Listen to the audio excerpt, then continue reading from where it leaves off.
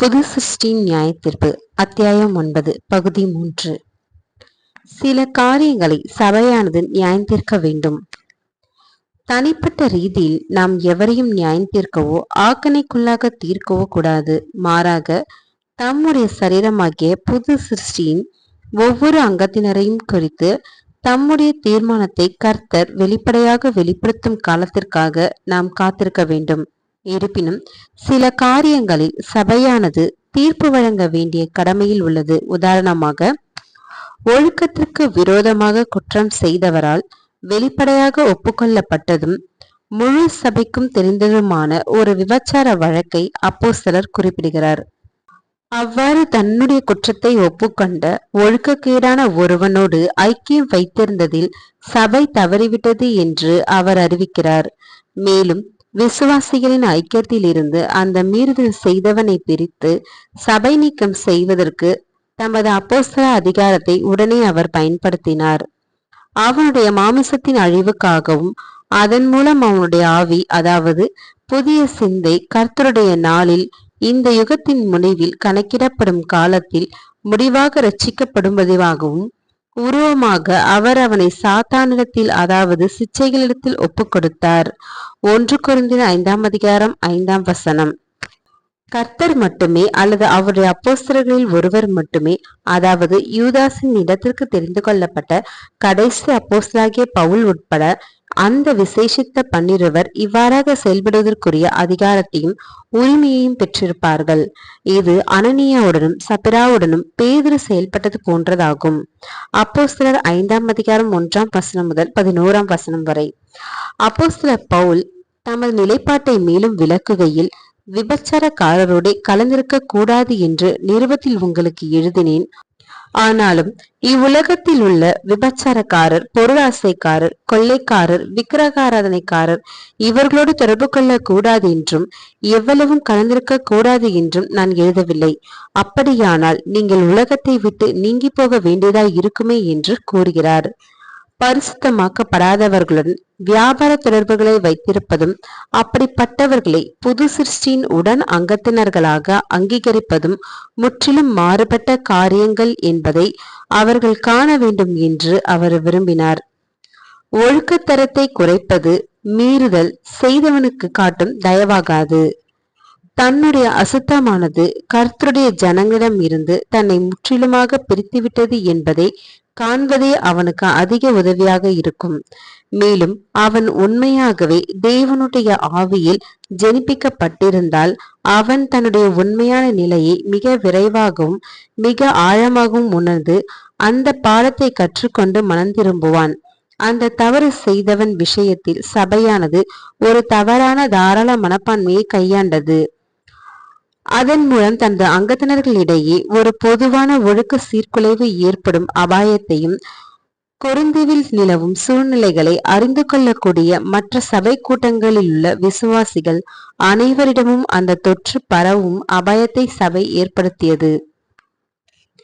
இப்படிப்பட்ட சூழ்நிலையில் உண்மை உள்ளவர்கள் செய்ய வேண்டிய கடமையை அப்போஸ்தலர் சுருக்கமாக கோடிட்டு காண்பிக்கிறார்.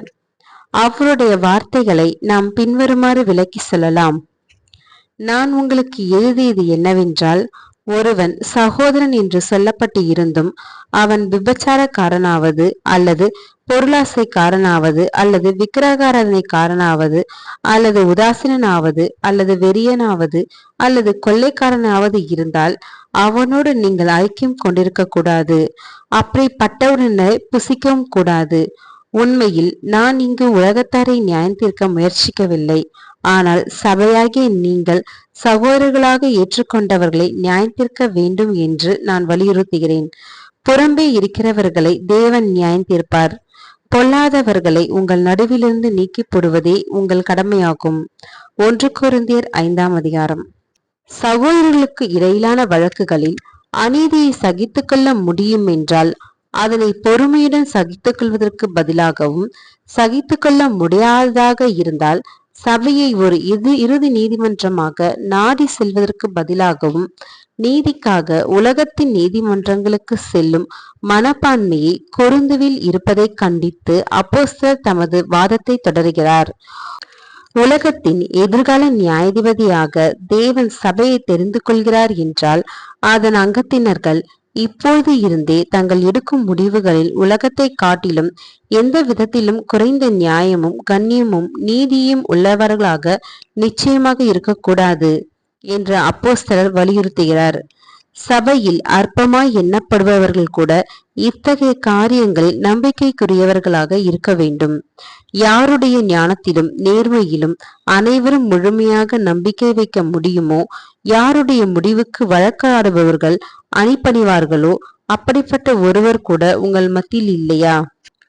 நீங்கள் ஏன் அநியாயத்தை சகித்துக் கொள்கிறதில்லை? ஒரு தீர்மானம் நியாயமற்றது என்று நீங்கள் கருதினால் ஏன் அநீதியை சகித்துக் கொள்ளக்கூடாது?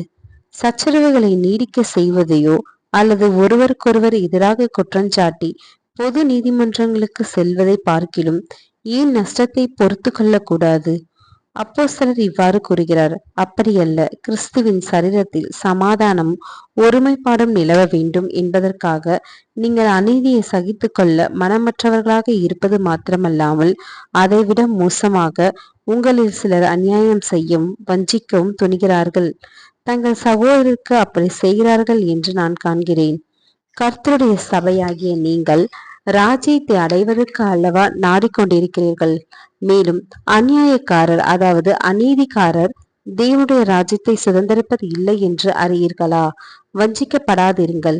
வேசி மார்க்கத்தாரும் விக்கிரகாராதனைக்காரரும் விபச்சாரக்காரரும் சுய புணர்ச்சிக்காரரும் ஆண் புணர்ச்சிக்காரரும் திருடரும் பொருளாசைக்காரரும் வெறியரும் உதாசீனரும் கொள்ளைக்காரரும் தேவனுடைய ராஜ்யத்தை சுதந்திரிப்பதில்லை. உங்களில் சிலர் இப்படிப்பட்டவர்களாய் இருந்தீர்கள்.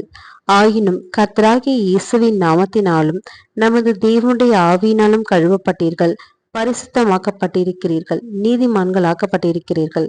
1 கொரிந்தியர் 6ஆம் அதிகாரம் 1ஆம் வசனம் முதல் 11ஆம் வசனம் வரை.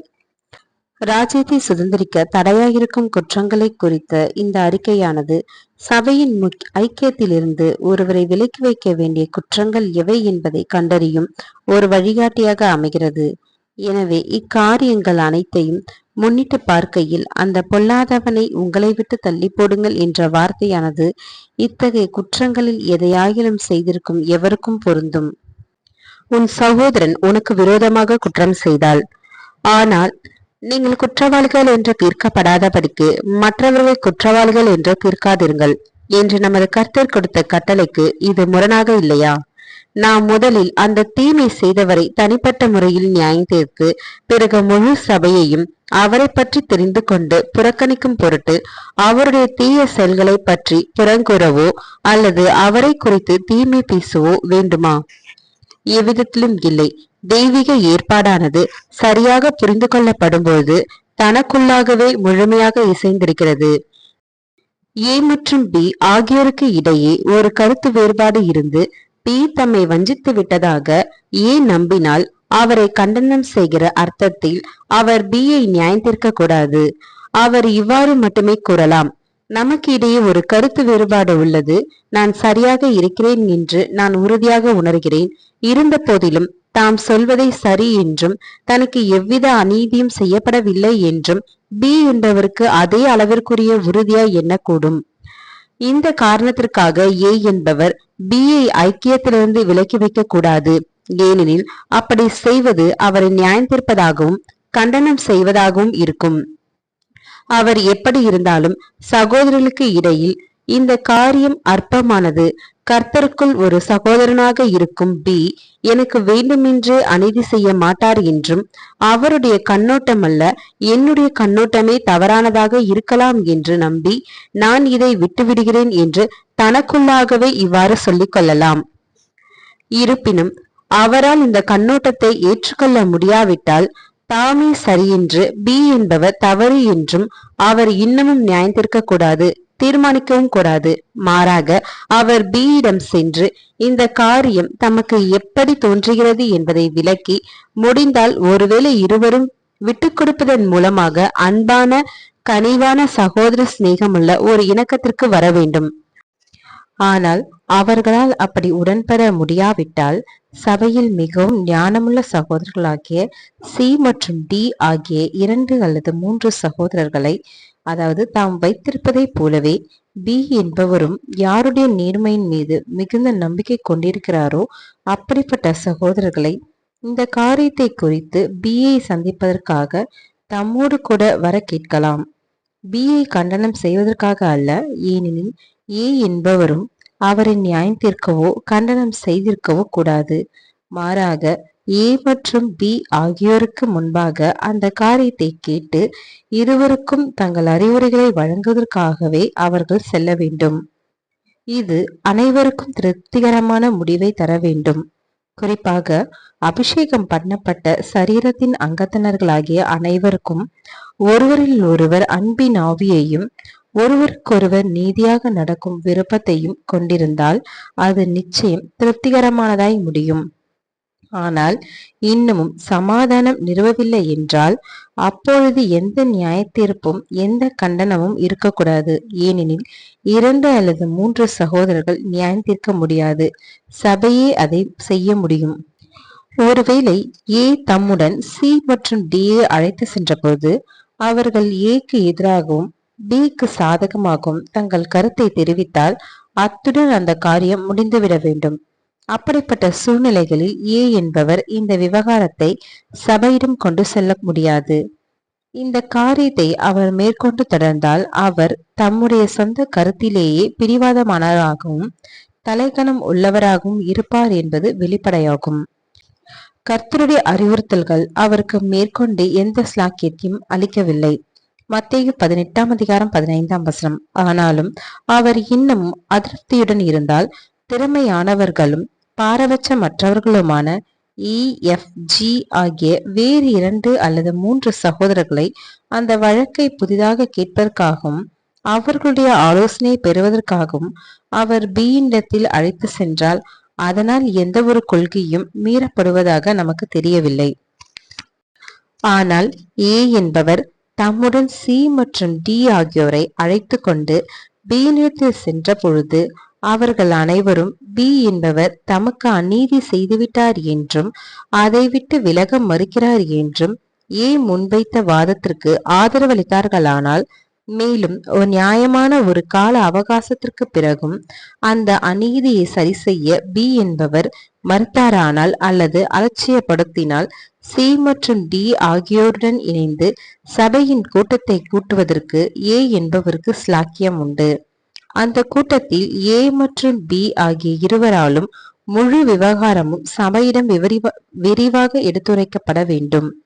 ஏனெனில் பி என்பவர் இன்னமும் சபையோடு ஐக்கியம் கொண்டிருக்கிறார் என்றால் அவர் அதன் ஆலோசனையையும் அதிகாரத்தையும் அங்கீகரிக்கிறார் என்று கருதப்பட வேண்டும். அதோடு பி நல்மனசாட்சி உள்ளவர் என்றும் எண்ணப்பட வேண்டும்.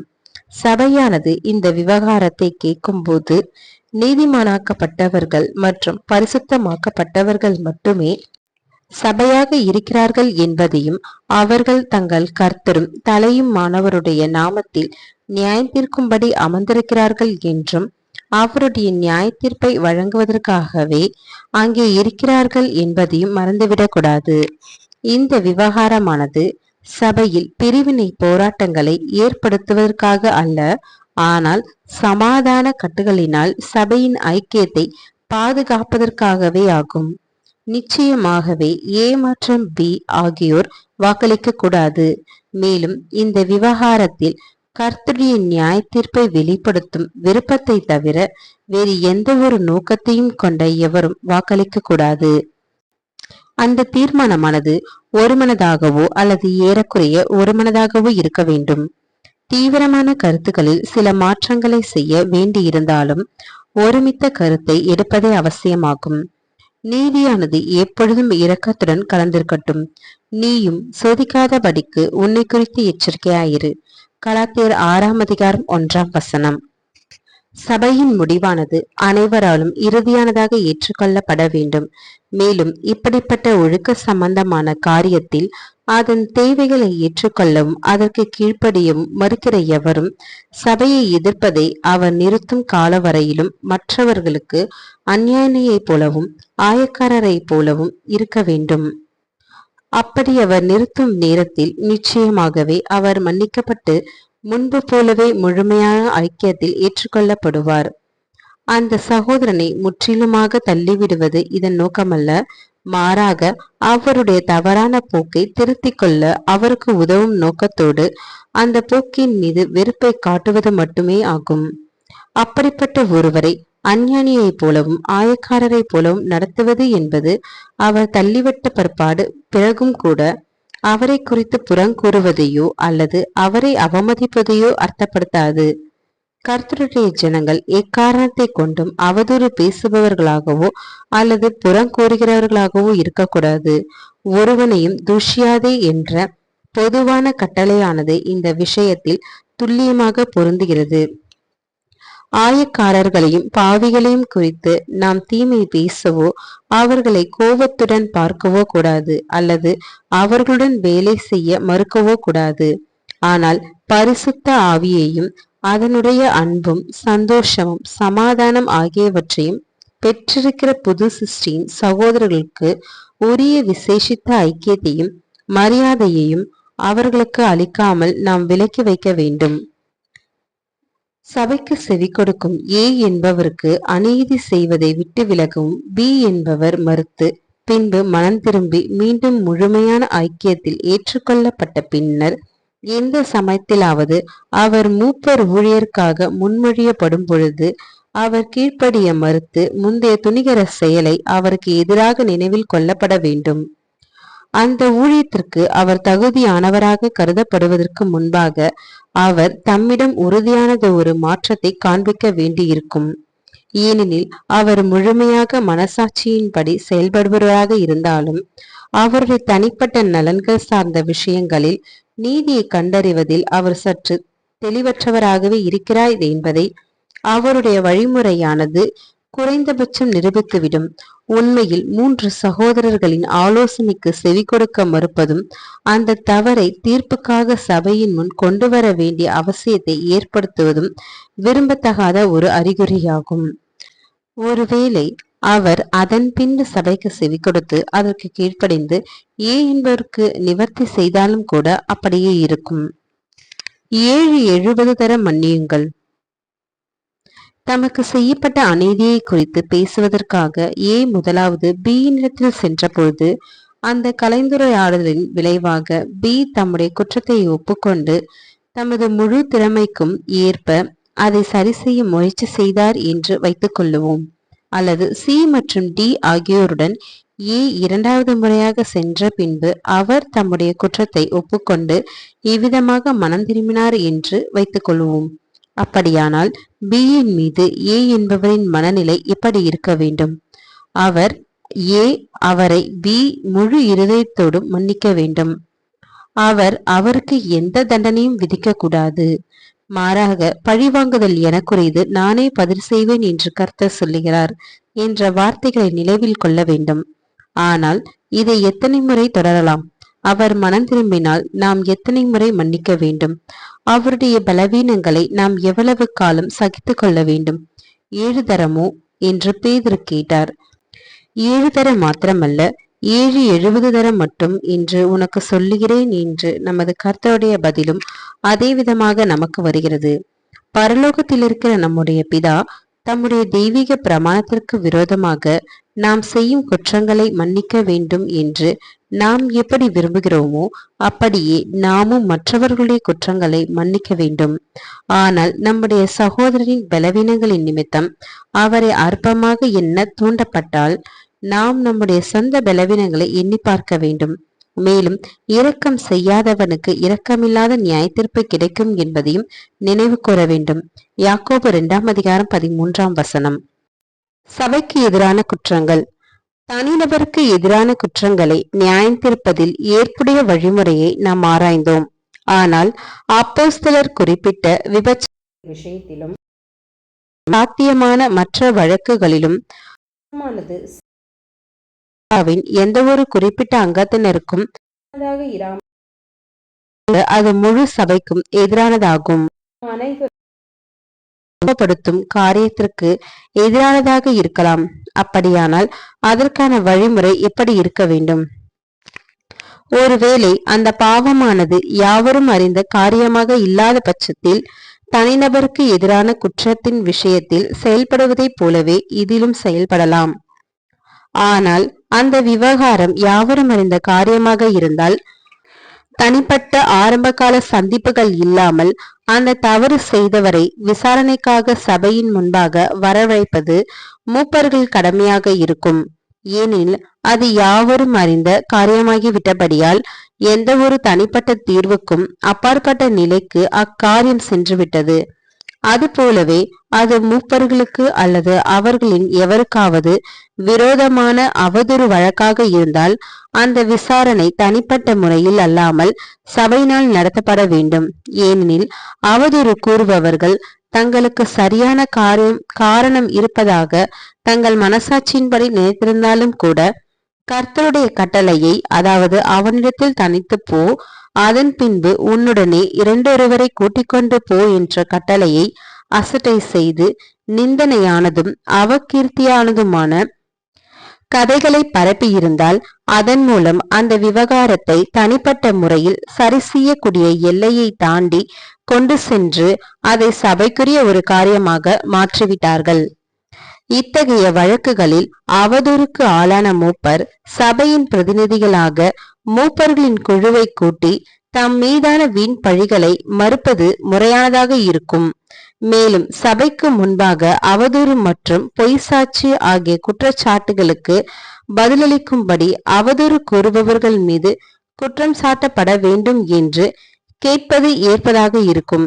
ஏனெனில் அவர்களுடைய குற்றமானது சபைக்கு விரோதமானதாகும். 1.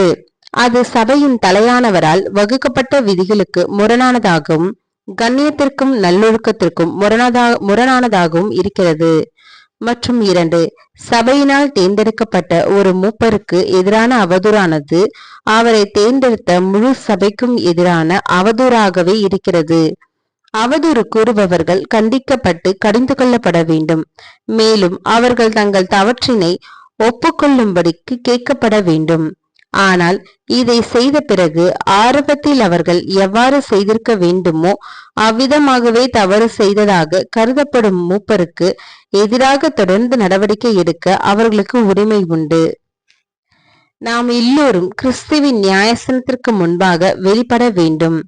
2 கொரிந்தியர் 5:10.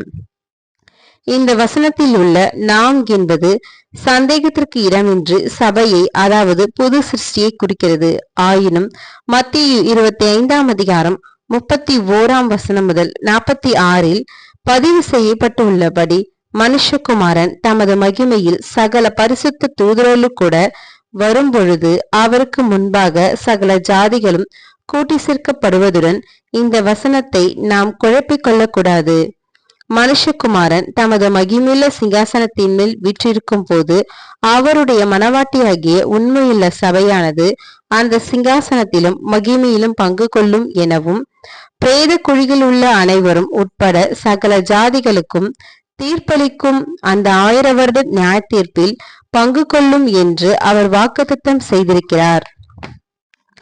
சபையின் நியாய தீர்ப்பானது மத்தேயு 25:14 முதல் 30 வரை மற்றும் லூக்கா 19:12 முதல் 26 நம்முடைய கர்த்தரால் தெளிவாக சித்தரிக்கப்பட்டு விவரிக்கப்பட்டும் இருக்கிறது. அது இந்த யுகத்தின் முடிவில் நடைபெறும். மேலும் அவர் உலகத்தோடு செயல்பட தொடங்குவதற்கு முன்பாக அவருடைய 2ஆம் வருகையில் ராஜாவானவருடைய முதல் வேலையாக அதுவே இருக்கும். முதலாவது, அவர் தம்முடைய சொந்த ஊழியக்காரர்களிடத்தில் கணக்கு கேட்பார். அவர்களிடம் அவர் செல்வம் மற்றும் செல்வாக்கு, திறமை மற்றும் வாய்ப்பு ஆகிய பல்வேறு உக்ரானத்துவத்தை ஒப்படைத்திருந்தார். அவற்றை அவர்கள் பயன்படுத்துவதில் எந்த அளவிற்கு உண்மை உள்ளவர்களாகவும் விடாமுயற்சி உடையவர்களாகவும் சுய தியாகம் செய்பவர்களாகவும் இருந்திருக்கிறார்கள் என்று விசாரிப்பார். இவர்கள் அனைவரிடமும் இந்த கணக்கு கேட்கப்பட வேண்டும். மேலும் உண்மை உள்ளவர்களுக்கு பலனளிக்கப்பட்டு 2 பட்டணங்கள், 5 பட்டணங்கள் அல்லது 10 பட்டணங்களின் மீது அதிகாரம் கொடுக்கப்பட வேண்டும். இதனை வேறு விதமாக சொன்னால் உன் எஜமானுடைய சந்தோஷம் என்று குறிப்பிடப்படுகிறது. அனைத்து பலன்களுக்கும் மகிமைக்கும் கனத்திற்கும் உரியதாக இருந்தாலும் அந்த மகிமை மற்றும் கனத்தின் அளவில் அவை அனைத்தும் ஒன்றாக இருக்காது. மகிமையிலே நட்சத்திரக்கு நட்சத்திரம் விசேஷித்திருக்கிறது போல மகிமை கனம் சாகாமை பெற்றுக்கொள்வதற்கான முதலாம் உயிர்த்தெழுதலில் பங்கு கொள்பவர்களும் இருப்பார்கள்.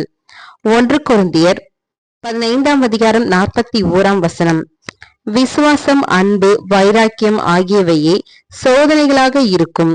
தாளந்துகளை பெற்றிருந்து வியாபாரத்திலோ இன்பத்திலோ அல்லது சோம்பலிலோ அவற்றை பூமியில் புதைத்து வைக்கிறவர்கள் அன்பும் அதை மதித்து போற்றுதலும் தங்களுக்கு இல்லாதிருப்பதை இதன் மூலம் காண்பிப்பார்கள். அதன் விளைவாக ராஜ்யத்திற்கு தாங்கள் தகுதியற்றவர்கள் என்பதையும் காண்பிப்பார்கள். மேலும் அவர்கள் எஜமானுடைய சந்தோஷத்திற்குள் பிரவேசிக்க மாட்டார்கள். உலகத்தை ஆசிர்வதிப்பதில் அவருடன் அரசாட்சி செய்யவும் அனுமதிக்கப்பட மாட்டார்கள். ஆமேன்.